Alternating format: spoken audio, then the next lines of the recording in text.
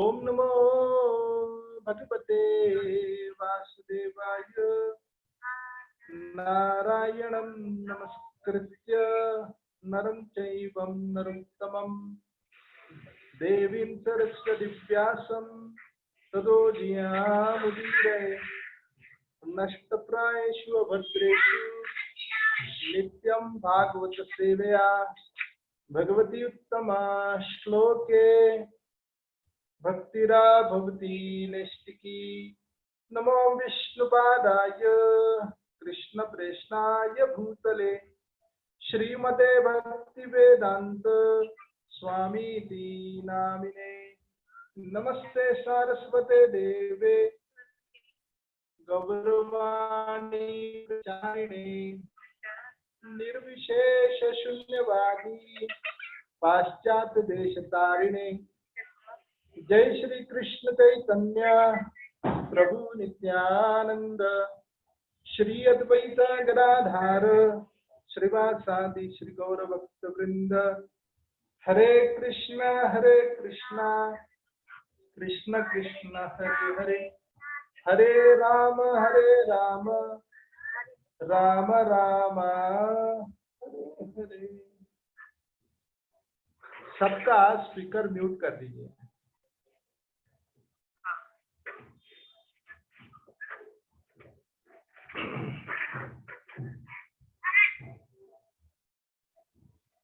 आज हम श्रीमद् भगवत गीता के तीसरे अध्याय के 38 नंबर श्लोक से पाठ करेंगे। धूमेनावृते वह्निर् यथा दरुषो मलिने च यथा लवेनावृतो गर्भस् तथा तेनेदम् आवृतम्। धूमेनावृते वह्निर् यथा दारुषो मलिन च यथा लवेनावृतो गर्भस् तथा तेनेदम् आवृतम्। धूमेन आवृते वह्निर् यथा दारुषो मलिन च यथा लवेनावृतो गर्भस् तथा तेनेदम् आवृतम्। अनुवाद पढ़ेंगे। मैं पढ़ूं प्रभु जी? आपका आवाज थोड़ा सा। हाँ माता जी पढ़िए, श्वेता माता जी पढ़िए। हाँ पढ़िए ना। जिस प्रकार अग्नि धुएं से, दर्पण धूल से अथवा भ्रूण गर्भाशय से आवृत रहता है, उसी प्रकार जीवात्मा इस काम की विभिन्न मात्राओं से आवृत रहते हैं।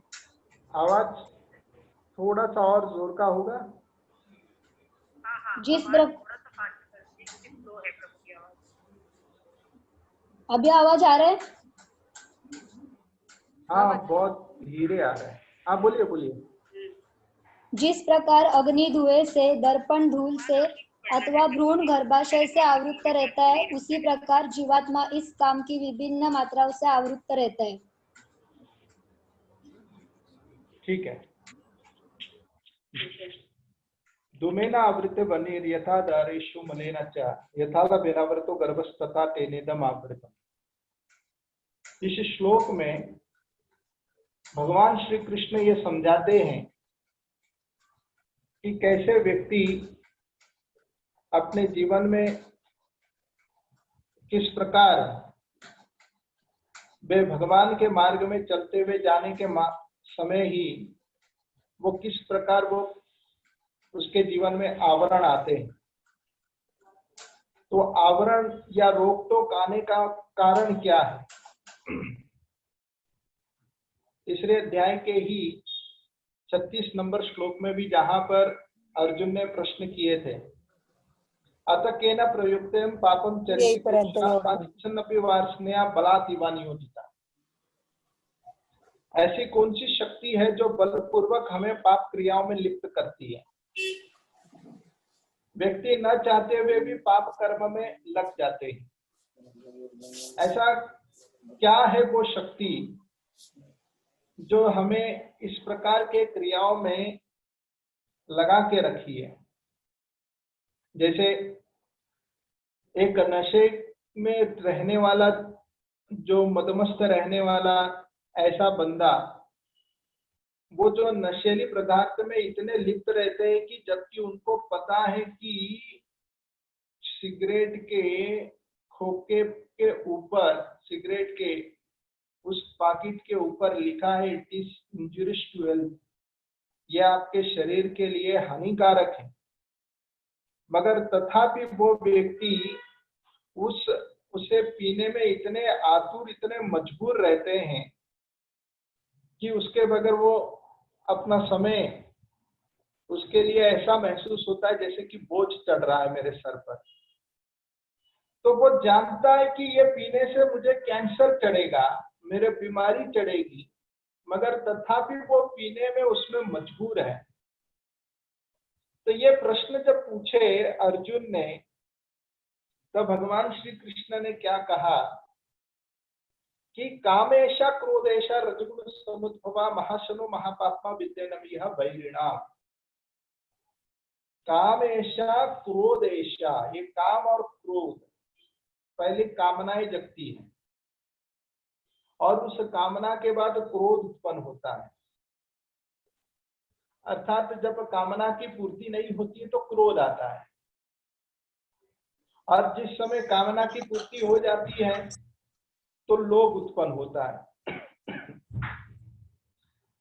तो ये काम के साथ लोभ का तालमेल रहता है। इसलिए काम और क्रोध दोनों भी साथ साथ में एक तरह से मेलजोल यानी कि बड़ा भाई छोटा भाई है, ये एक परिवार है, काम और क्रोध। कोई यदि काम के शिकार है तो ये कह नहीं सकता कि उसको क्रोध नहीं आता, या किसी को क्रोध आता है तो कोई ये दावा नहीं कर सकता कि उसे काम का प्रभाव नहीं पड़ता है। जिसको काम, जो काम का शिकार होता है वो क्रोध का भी शिकार होता है। यही काम जो है व्यक्ति को भजन साधन करने में या भक्ति करने में उसे रोक टोक लगाती है। तो वैसा काम, इसके विषय में और अच्छी तरह गहराई से 38 नंबर श्लोक में वर्णन है। धूमेन आवृत्ते वनीर यथा दारुषु मलेन च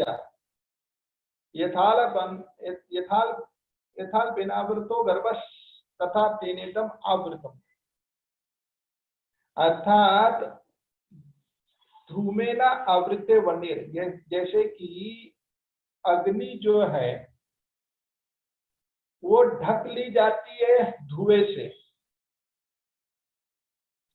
तो अग्नि उसमें छुपी हुई है। जितना भारी मात्रा में धुआं रहता है उतना अग्नि का प्रभाव छुप जाता है, अग्नि दिखाई नहीं देता।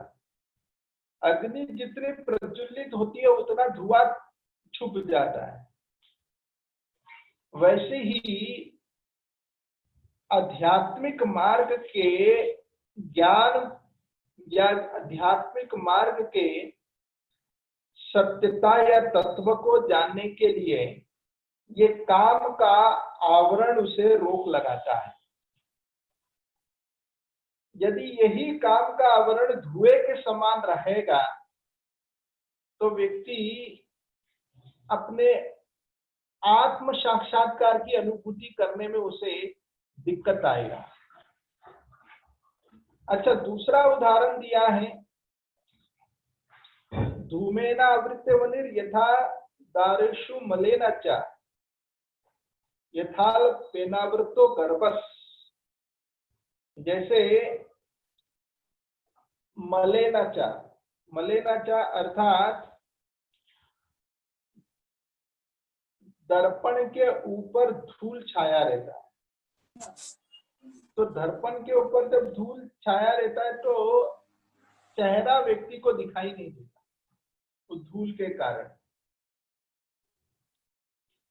तो उस समय ये तो खबर होता है कि दर्पण है, मगर दर्पण अपना यथार्थ जो कार्य है या यथार्थ उसका जो अर्थ है वो उसे ठीक से वो प्रकाशित नहीं कर पाता। तो इस तरह आईने के ऊपर धूल छाने के कारण आईने का वास्तविक अर्थ खो जाता है, ठीक उसी तरह भगवत भक्ति के मार्ग में चलने में जब काम की इच्छा जब आती है तो वो अपने मार्ग से पथभ्रष्ट हो जाता है। अच्छा, ये दूसरा उदाहरण दिया। तीसरा उदाहरण दिया गया है यथाल बिनावृतो। तो तीसरा उदाहरण दिया है कि जिस प्रकार गर्भ के अंदर शिशु है, तो शिशु उस गर्भ के भीतर बैठा है, बाहर से गर्भ दिखता है मगर भीतर पता नहीं है जीवित है कि मरण है। तो वैसा शिशु इतना छुपा हुआ है उस आवरण से, ठीक उसी तरह अध्यात्म मार्ग में ये जो काम इच्छा जब इसका प्रबल होता है काम इच्छा का, तो व्यक्ति अपने मार्ग से इस प्रकार पथभ्रष्ट हो जाता है कि उससे खबर ही नहीं होता है कि क्या सही है क्या गलत है। वो इस प्रकार अपने मार्ग से विचलित हो जाता है। ये 3 प्रकार के उदाहरण हैं। ये तीनों प्रकार के उदाहरणों से शिक्षा क्या है कि कैसे तत्व के मार्ग को समझने के लिए आत्मा जो है वो ठीक से अपने आप को समझ नहीं पाता। अपने तत्व के ज्ञान को समझने में वो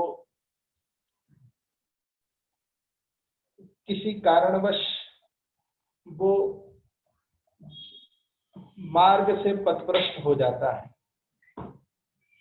तो इसलिए यहाँ पर क्या कहा गया है, तथा तेनिदम आवृतम, ऐसा जो आवरण जो है इदम, यहाँ पर विश्वनाथ चक्रवर्ती ठाकुर कहते हैं इदम का अर्थ है पूरा संसार।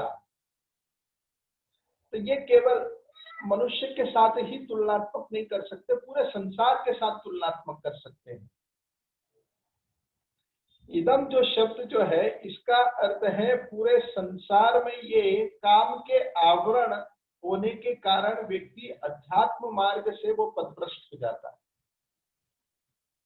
इसलिए जो मनुष्य के अंदर भी आप कैटेगरी से कर सकते हैं। कुछ मनुष्य जो होते हैं जो साधक भक्त रहते हैं, जो रोज सुबह भगवान का भजन साधन करने के लिए वो अपने शारीरिक सुख सुविधा का बलि चढ़ाकर वो भगवान की सेवा में लगते हैं। और इससे थोड़े निचले दर्जे वाले होते हैं जो केवल संडे मंदिर आते हैं, वे केवल संडे ही भक्त बनते हैं, बाकी 6 दिन अपने मौज मस्ती में रहते हैं। तो ये उससे निचले कैटेगरी के। कुछ ऐसे निचले कैटेगरी के हैं जो बिल्कुल ही मंदिर नहीं आते, एकदम कट्टर नास्तिक रहते हैं। तो इन तीनों के ऊपर आवरण है, मगर आवरण जितना गहरा रहता है उतना वो भगवान से दूर हो जाता है। इसलिए यहाँ पर जो शब्द जो कहा गया है, जो काम के कारण व्यक्ति भगवत भजन में लगने में उसे रोक टोक आता है, ये तो विश्वनाथ चक्रवर्ती ठाकुर का टीका हुआ। श्रीपाद रामानुजाचार्य क्या कहते हैं? रामानुजाचार्य कहते हैं ये काम मतलब क्या है? काम का अर्थ है कोई भी भौतिक इच्छा जो कृष्ण से नहीं जुड़ी है। अगर किसी के मन में ये इच्छा जग गई कि मुझे अच्छे से अच्छा कपड़ा खरीदना है और मैं अच्छे से अच्छा कपड़ा खरीद कर बाजार में घूमूं, लोगों को दिखाऊं कि मैं कितना महान हूं। तो ये अगर एक कपड़ा खरीदने की भी इच्छा है तो वो भी काम है। कोई भी इच्छा जो कृष्ण से नहीं जुड़ी है उसको काम कहते हैं। यही रामानुजाचार्य इसे वर्णन करते हैं, जब कृष्ण के संपर्क में जब हमारा सेवा की भावना नहीं जगता है तो वो काम के रूप में बदल जाता है। जैसे प्रभुपाद जी ने उदाहरण दिए कि जिस प्रकार दूध में जब खट्टापन आ जाता है तो वो दही बन जाता है। तो दूध का जो वास्तविक जो उनका गुण है वो गुण को वो त्याग देता है। और कारण क्या है? क्योंकि खट्टापन आ गया है। ठीक उसी तरह ये काम इच्छा को हम इसे खट्टापन के साथ ले सकते हैं, खट्टाई के साथ ले सकते हैं। ये काम इच्छा, ये खट्टाईपन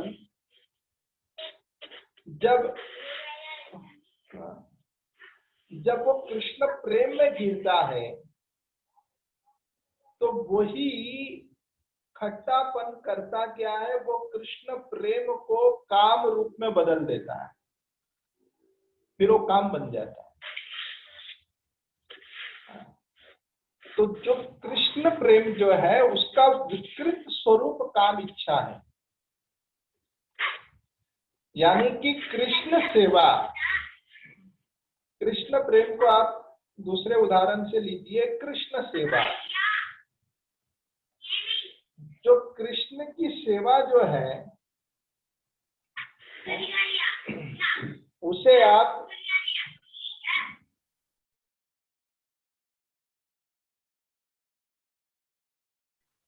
कृष्ण प्रेम को आप क्या कर सकते हो कि इस दूध के साथ तुलनात्मक कर सकते हो। तो जैसे कृष्ण प्रेम में जब विषय की इच्छा जगती है तो वो खट्टापन बन जाता, फिर वो दही के रूप में बदल जाता, अर्थात फिर वो भौतिक कामना के रूप में बदल जाता है। तो उसी भौतिक कामनाओं को व्यक्ति को करना क्या है, उसे अध्यात्म मार्ग में लेकर आना है, उसे अध्यात्म मार्ग में लाना है। तो वह अध्यात्म मार्ग में लाने के लिए उसे इस भौतिक इच्छा को लेकर कृष्ण की सेवा में लगाना चाहिए। तो तब वो बनता है कृष्ण प्रेम। तो यही जो खट्टापन बन गया या काम इच्छा जो है, इसको वर्णन किए 3 भाग में। यही रामानुजाचार्य कहते हैं कि वही भौतिक इच्छा क्या है, वो भौतिक इच्छा या भौतिक जो अनेक प्रकार की तमन्नाएं कि मुझे अपने गांव में बड़ा महल बनाना है, ये भी काम ही है। या मुझे बहुत लोगों से जाकर हालचाल पूछना है, जो कृष्ण से संबंधित नहीं है वो सब काम इच्छा है। ये रामानुजाचार्य कहते हैं। श्रीधर स्वामीपाद क्या कहते हैं? श्रीधर स्वामीपाद कहते हैं कि ये काम जो है ये व्यक्ति को अध्यात्म मार्ग में रोक लगाता है। काम का धर्म क्या है? जैसे मिर्ची का धर्म है तीखापन, शक्कर का धर्म है मिठास, काम का धर्म क्या है? भक्ति से इसे गिरा देना या भक्ति करने के लिए ना बोलना, भगवान का नाम जप करने के लिए ना बोलना। तो यदि कोई भगवान के सत्संग में आने के लिए अरुचि दिखाता है या वो आलसपन दिखाता है, तो सीधा इसका अर्थ क्या है, उस पर काम का आवरण ज्यादा है, इसी कारण से भगवत भक्ति में रुचि नहीं ले रहा है। यही श्रीधर स्वामी पाद कहते हैं कि काम का स्वाभाविक धर्म है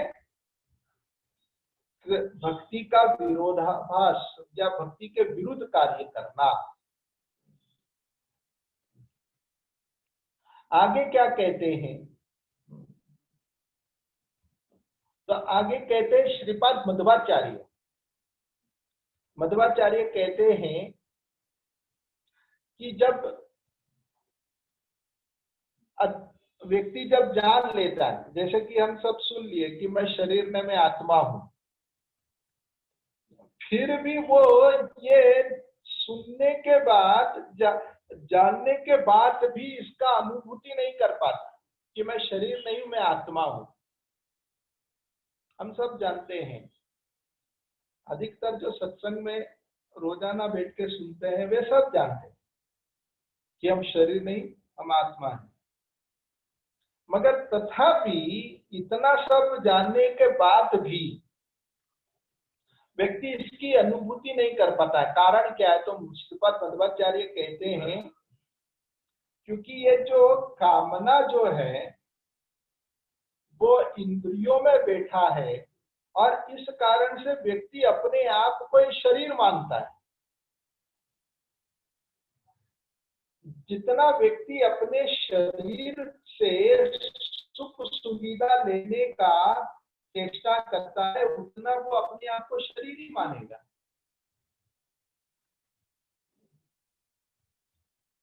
तो विषय इंद्रिया संयोगात यानी विषय इंद्रियों के संपर्क में जितना परसेंटेज रहेंगे उतना परसेंटेज हम अपने आप को शरीर मानेंगे।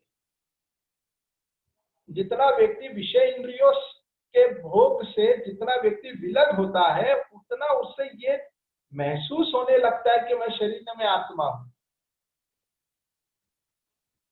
इसीलिए शरीर के द्वारा जो सुख प्राप्त होता है वो व्यक्ति को ये बात से भुला देता है कि तुम आत्मा हो करके। इसीलिए श्रील प्रभुपाद जी ने हरे कृष्णा आंदोलन में जुड़ते ही उन्होंने इस 4 नियम के विषय में बताया है। तो इन 4 नियमों के पालन से मांसाहार नहीं खाना, व्याभिचार ना करना, किसी भी प्रकार का जुआ ना खेलना और ना ही किसी भी प्रकार के नशीली पदार्थ को धारण करना। ये 4 नियम पालन करने से होता क्या है कि हमारा शरीर तपने लगता है और जितना इस शरीर को तपाते हैं उतना महसूस होने लगता है। जैसे जो नारियल जो होता है जब वो सूखा नारियल बनता है तो नारियल शुरू में वो क्या उस छिलके से एकदम चिपका रहता है, लेकिन वही नारियल जब अंदर से सूख जाता है तो वो नारियल अपने छिलके से अलग हो जाता है, फिर हिलाने से आवाज भी आता है कड़कड़ कड़। तो ठीक उसी तरह जब व्यक्ति अपने शरीर से सुख सुविधा लेने का वो आदत बना के रखता है तो वो कच्चे नारियल के समान है। जिस प्रकार नारियल का छिलका के साथ नारियल चिपका हुआ है, आसक्त है, वैसे ही आत्मा का जो चेतना है वो शरीर से इतना आसक्त हो चुका है कि वो शरीर के संपर्क में रहने से या शरीर से सुख सुविधा लेने से वो अपने आप को शरीर ही मान बैठता। मगर जिस समय जब उस नारियल को तपाया जाता है या सुखाया जाता है तो अलग होता है, वैसे शरीर को जब तपस्या में लगा के रखते हैं तब उसे महसूस होने लगता है कि मैं ये शरीर से अलग हूं। तब उसे ये जानकारी महसूस होती है। या कैसे भी आप उदाहरण ले लीजिए, किसी से भी ले लीजिए। जैसे एक दूसरा उदाहरण देता हूं, जैसे एक गाड़ी है और गाड़ी उसका इतना मनपसंद गाड़ी है कि उन्होंने अभी का अभी उन्होंने नए नए गाड़ी खरीद के लाए और वो गाड़ी से इतना उसको मोह है कि जैसे ही वो गाड़ी चला रहा है, लेकिन गाड़ी चलाते हुए जैसे किसी ने थोड़ा सा खरोच कर दिया गाड़ी को तो इसे दर्द होता है। इसे दर्द क्यों होता है? क्योंकि तुमने मेरे गाड़ी को ठेस कैसे पहुंचाया, क्योंकि उसको गाड़ी के साथ आसक्ति है। जैसी वो गाड़ी के साथ आसक्ति हटा दिया जाए तब वो किसी भी प्रकार का क्रोध को भड़काएगा नहीं, बल्कि उसे वो समझदारी पूर्वक समझने का प्रयास करेगा। वैसे ही श्रीपाद मध्वाचार्य कहते हैं कि हम जितना शरीर से काम इच्छा को प्राप्त करने की चेष्टा करेंगे उतना ही हम भगवत भक्ति से विलग होते जाएंगे या भगवत भक्ति के विषय में जानकारी नहीं रख पाएंगे। उतना ही हम अपने आप को शरीर जड़ बुद्धि के रूप में समझना प्रयास करेंगे। अच्छा, केशव कश्मीर स्वामी क्या लिखते हैं? केशव कश्मीर स्वामी लिखते हैं कि ये जो काम इच्छा जो है ये एक ऐसी वस्तु है जो कभी संतुष्ट नहीं होता।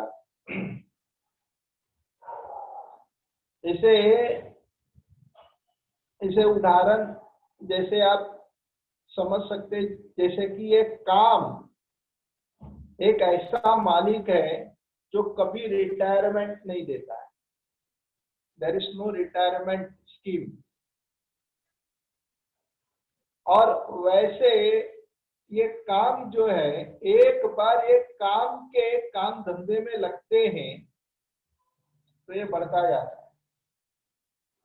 और इसमें कभी अंत होगा ही नहीं, अंत कभी आता ही नहीं।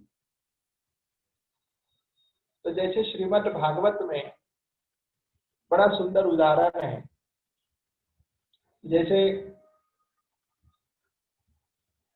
महाराज ययाति वे एक दिन अपनी पत्नी देवयानी को बिठाकर एक बकरा और बकरी की कहानी बताने लगे। तो कहने लगे कि एक बकरा जो था वो जब गुजरते हुए जा रहा था तब उन्होंने एक बकरी की आवाज एक कुएं से सुनाई पड़ा। एक गड्ढे में गिर गया था एक बकरी, तो उस गड्ढे से उन्हें उस बकरे को बकरी की आवाज आई। तो इस बकरे ने किए क्या, अपने सींग से उसे खुदाई किया और बगल से खुदाई करके रास्ता बनाया और रास्ता बनाकर वे भीतर गया और उस बकरी को बाहर निकाला। तो बकरी की सुंदरता को देखकर बकरा बहुत खुश हो गया और बकरी भी बकरे की सुंदरता को देखकर खुश हो गई। अब दोनों जन एक दूसरे की सुंदरता में इतने खो गए कि दोनों ने विवाह कर लिया। अब इसी के विवाह के बाद उस बकरी को बच्चे की एक संतान की प्राप्ति हुई। अब हुआ क्यों ये कि उस बकरी के अन्य सेविका भी थी, तो वो सेविका ने भी अपना प्रस्ताव दिया कि हमें भी संतान चाहिए। तो इस बकरे ने उस बकरी से जो इन्होंने याचना की, उन्होंने उसे संतान प्राप्त कराने के लिए उन्हें भी उनसे भी उन्होंने विवाह किया। अब जो पहली वाली पत्नी थी यानी बकरी, उनको बहुत क्रोध आया। ये क्रोध आया कि मेरे पति किसी अन्य को भी अपनी पत्नी बना रहे। ये देखकर उन्हें सहा नहीं गया। वे तुरंत ही शिकायत करने के लिए अपने मालिक के पास चली गई। जो मालिक उनका भरण पोषण करता था उस ब्राह्मण के पास,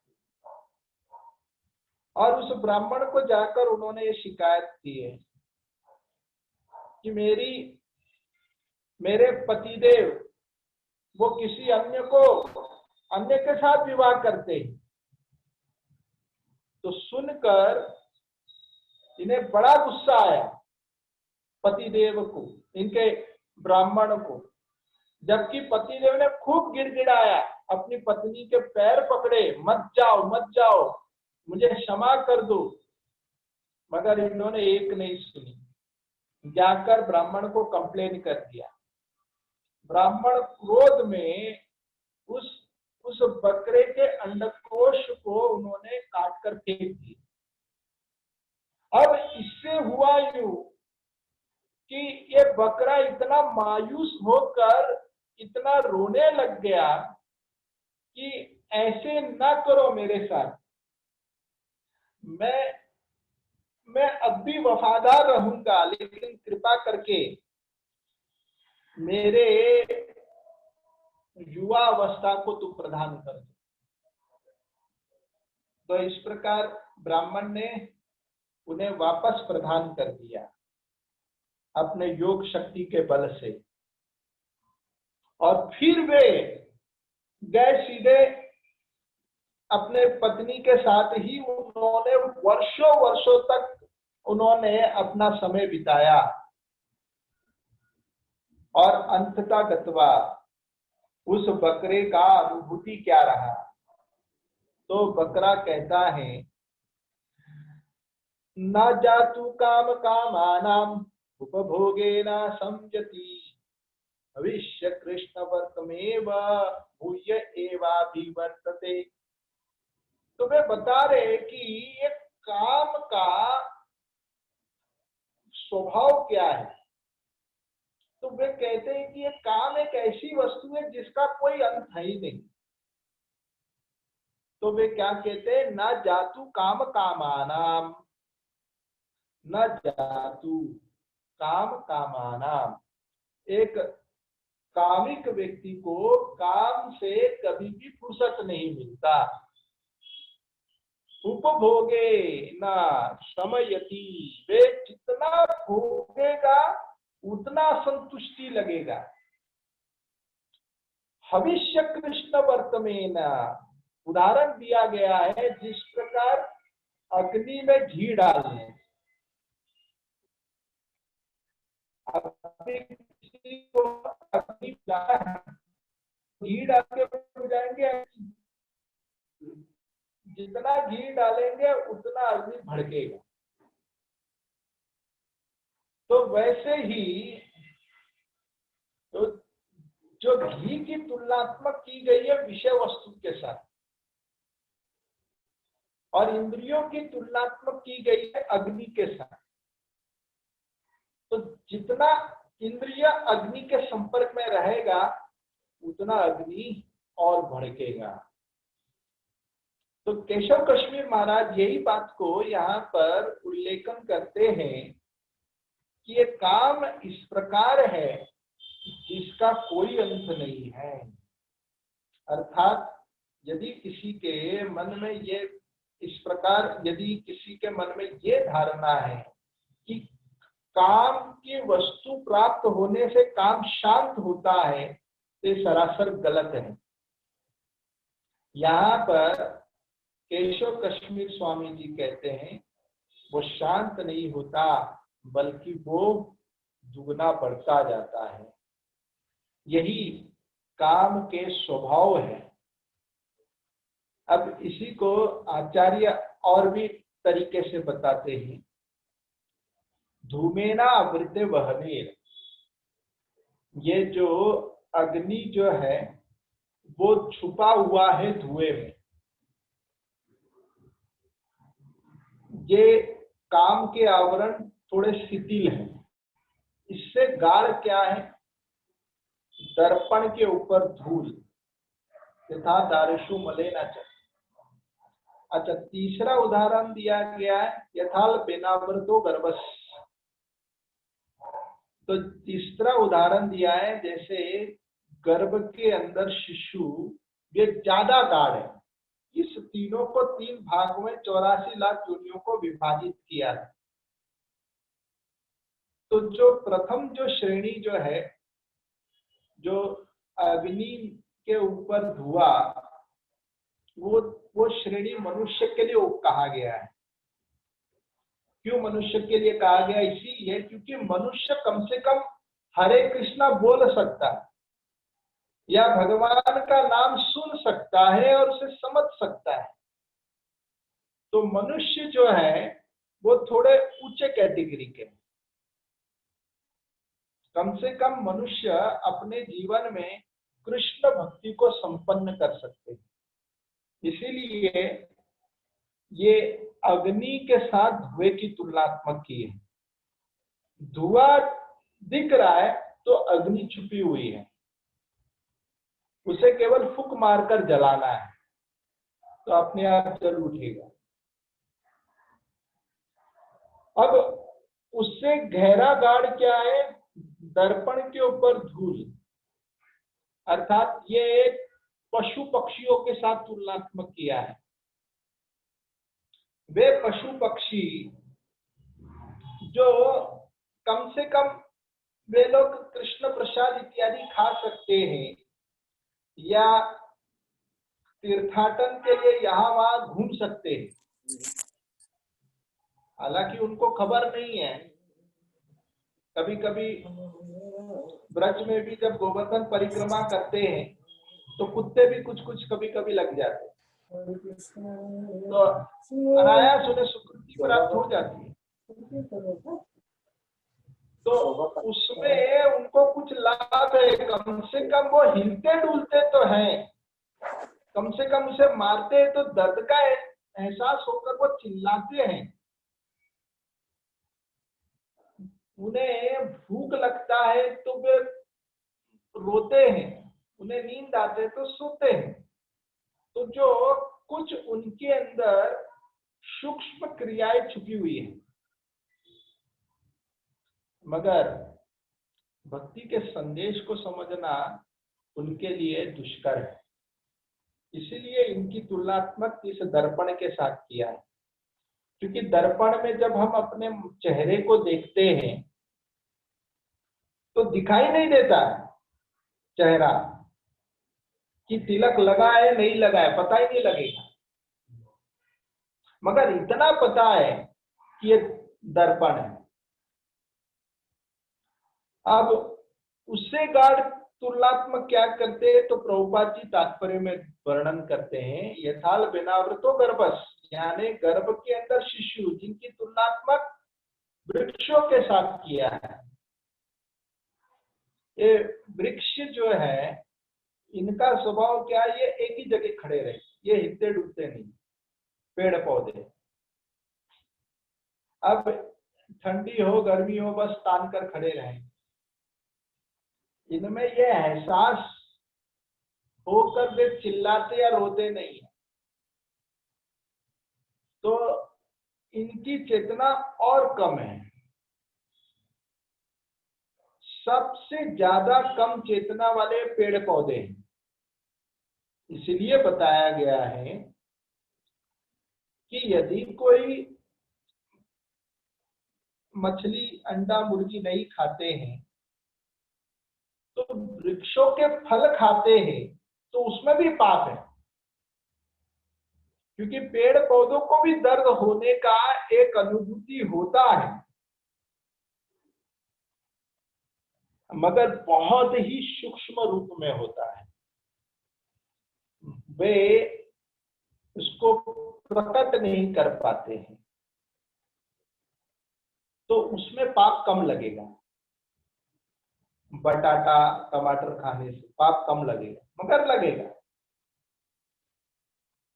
लेकिन हम क्या करते हैं हम इस बटाटे टमाटर इत्यादि के जो सामग्री जो पेड़ पौधे से मिलते हैं, इसे हम कृष्ण को भोग लगाते हैं। तो कृष्ण को भोग लगने से उनके उसमें जितने पापे सब क्षमा हो जाए। इस तरह हमें शाकाहारी मांसाहारी से कोई मतलब नहीं, हमें कृष्ण प्रसाद से केवल मतलब लेन देन है। इसलिए प्रभुपाद जी कहते हैं, we are not concern with vegetarian और non vegetarian, so what, even monkey is a vegetarian, we are simply concern with कृष्णटेरियन। हमें केवल कृष्ण प्रसाद से लेन देन। तो क्यों ऐसे सब्जियां खाने से भी पाप लगता है? क्योंकि उसमें भी कुछ सूक्ष्म रूप में चेतना बनी हुई है। तो इस प्रकार इन तीनों को विभाजित करते हुए आचार्य ने अलग अलग तरीके से इस काम के आवरणों की चर्चा करते हैं। अब यही काम जो है किस प्रकार हमारा सबसे बड़ा दुश्मन है, इसकी चर्चा आने वाले सत्र में किया है। हरे कृष्ण। किसी का कोई प्रश्न, कोई जिज्ञासा?